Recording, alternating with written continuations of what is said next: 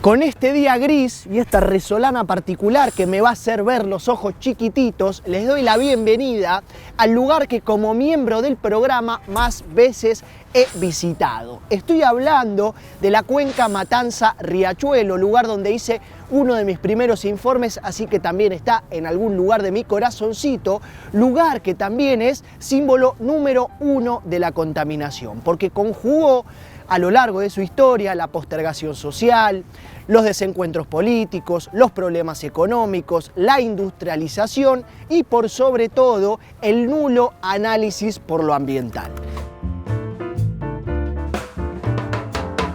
Pero además de ser un símbolo en contaminación, también lo es a nivel turístico, número 1, por lo menos aquí en la ciudad de Buenos Aires con La Boca y El Caminito. Además tenemos el patrimonio social, cultural, histórico de la cuenca, con estos dos puentes hermosos a mi espalda, pero lo que hoy vamos a hacer más en profundidad va a ser cumplir una suerte de deuda. Porque ya les he dicho, he venido muchísimas veces, de varias formas lo he recorrido, a pie, en camioneta, visitando estos sitios históricos, pero nunca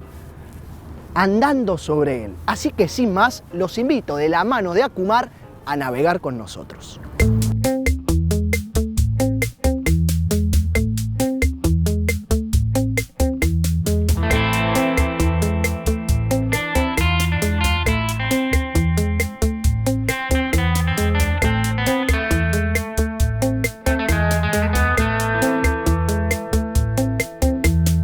El 70% de la contaminación que vimos en la cuenca Matanza-Riachuelo a lo largo de 200 años tiene que ver principalmente con efluentes cloacales, generados por 4,5 millones de personas que viven y vivían, relocalizaciones mediante, algunas en proceso y otras concretadas, en los márgenes del río y que utilizaban al mismo como desagote. El 30% restante va de residuos materiales a principalmente desechos industriales de curtiembres, triperías, mataderos, embotelladoras, fabricantes de levaduras, graseras que han utilizado también al río como desagote y han provocado que este lugar se haya dicho que esté entre los 10 lugares más contaminados del mundo, algo que no se comprobó, pero que en definitiva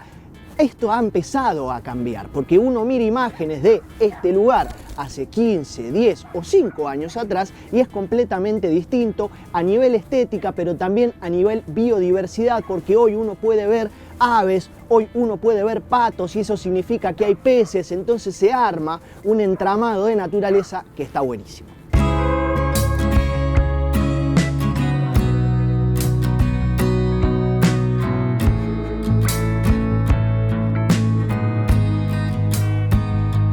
A ver, los primeros estudios que se hicieron hace ya 15 años, estamos a 15 años del fallo Mendoza, nos indicaban que la principal fuente de contaminación de la cuenca tenía que ver con los desechos cloacales, con la falta, digamos, de sistemas de saneamiento. Y en eso se puso en trabajo Acumar, junto con AISA fundamentalmente, pero también con APSA en la Cuenca Alta, en pensar cómo avanzar con las obras principales, con las obras troncales que había que hacer para resolver esta problemática. La obra más emblemática, si se quiere, de esto es el sistema Riachuelo, una obra financiada por el Banco Mundial, una obra que ya se termina en este año, el año próximo ya va a estar en funcionamiento, que nos va a permitir evitar todo el vuelco de desechos cloacales directos al río desde la ciudad de Buenos Aires. El 70% de la contaminación del río se la atribuyó en aquel momento a los efluentes cloacales. El otro 30%, por un lado los residuos sólidos urbanos y los efluentes industriales. Para los efluentes industriales se hizo una primera identificación de aproximadamente 1.500, 1.600 empresas que fueron declaradas agentes contaminantes.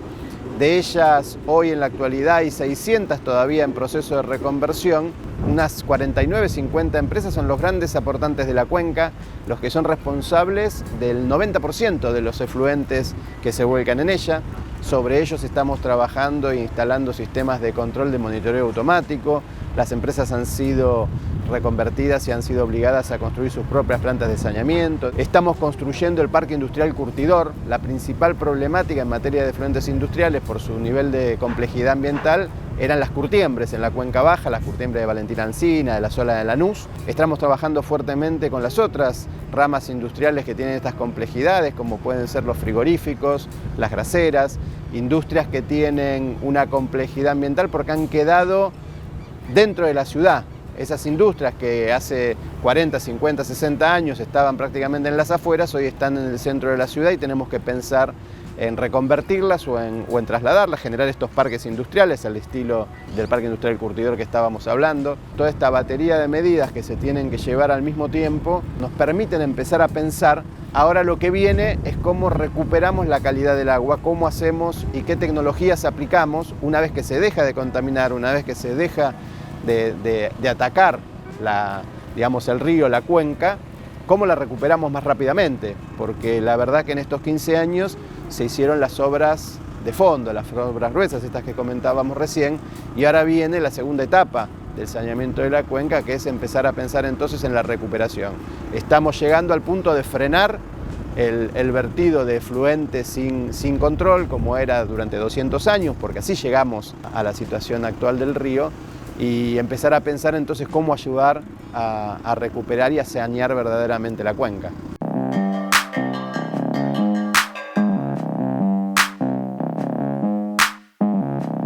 Como siempre, vale la pena hacer un poquito de historia. En el año 2004, un grupo de habitantes y vecinos presentaron ante la justicia una demanda contra el Estado Nacional, la Ciudad de Buenos Aires, la Provincia de Buenos Aires y 44 empresas para que recompongan al ambiente, para que se cree un fondo que pueda solventar los gastos de saneamiento de la cuenca Matanza-Riachuelo y también recomposición económica a sus habitantes por daños y perjuicios.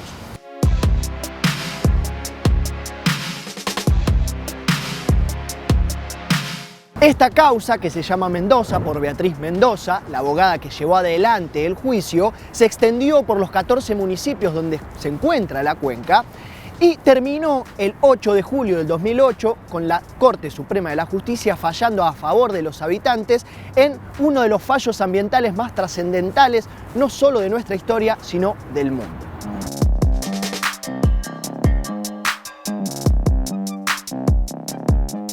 En este fallo, la Corte Suprema de la Justicia ordena y obliga a ACUMAR, el ente que regula todo lo que tiene que ver con la cuenca Matanza-Riachuelo, a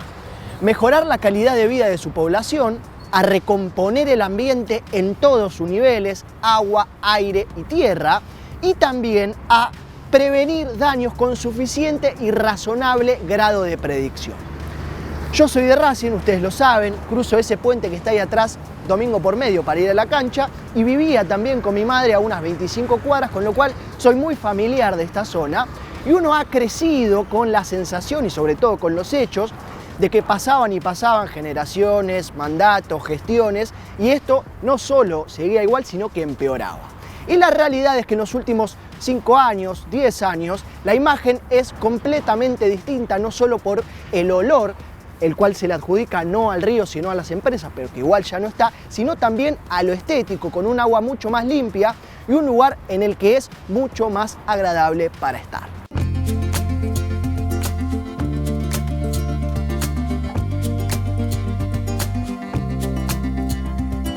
El río Matanza-Riachuelo tiene una extensión de 64 kilómetros, naciendo entre las localidades de General Las Heras y Cañuelas, en provincia de Buenos Aires, y desembocando en el Río de la Plata. Pero a su vez se ve alimentado por múltiples arroyos que a su vez también están contaminados, con lo cual a su vez también contribuyen a la contaminación del río Matanza-Riachuelo. O sea que la contaminación que vemos aquí no es solamente por parte de las industrias emplazadas en los márgenes, sino también por empresas que están lejos de acá, en arroyos que desembocan en este río. Además de todo esto, mencionar la existencia de basurales a cielo abierto, múltiples, que se han ido formando en estos asentamientos en los márgenes del río en los últimos 50 años y que provocan todo lo que ya sabemos. Descomposición de la basura, lixiviados, contaminación de la napa, el agua, el aire, etc. Por último, mencionar que la cuenca, por razones económicas, políticas, sociales, jurisdiccionales, está dividida en 3 zonas: la zona baja, la zona media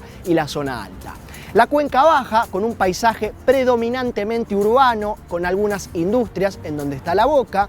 La cuenca media, con un paisaje mixto rural-urbano. Y después tenemos la cuenca alta, con un paisaje predominantemente rural, con la presencia y predominancia de la agroindustria y ganadería.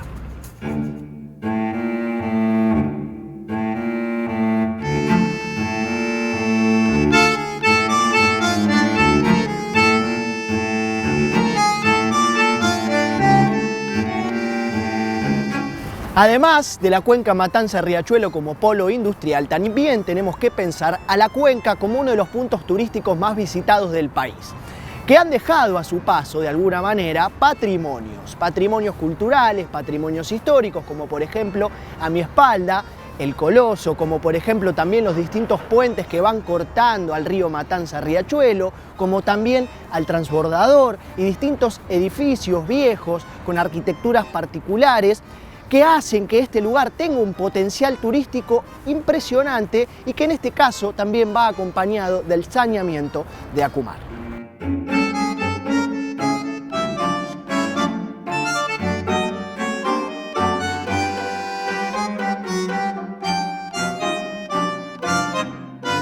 Finaliza de esta manera, muy grata por cierto, nuestra recorrida por las aguas del río Matanza-Riachuelo, que nos permitió de alguna manera salirnos de lo urbano, de lo convencional, de lo que siempre vemos, para pasar a lo distinto, lo natural. Márgenes del río o la vera, en donde antes había asentamientos, familias, casas, hoy los hay pero no tantos, y esa naturaleza empezó a recuperarse, a retomar su lugar y a recobrar en definitiva la apariencia que tenía antes como ecosistema. Agradecer, por supuesto, a Acumar, a Daniel y a todos los chicos que nos acompañaron en esta navegación. Y desde este lado, como siempre digo, sostener, prevalecer el patrimonio social, cultural, histórico de la cuenca, que del saneamiento se ocupen los que se tienen que ocupar. En este caso, dijo la Corte Suprema de la Justicia, Acumar, y es como lo viene haciendo.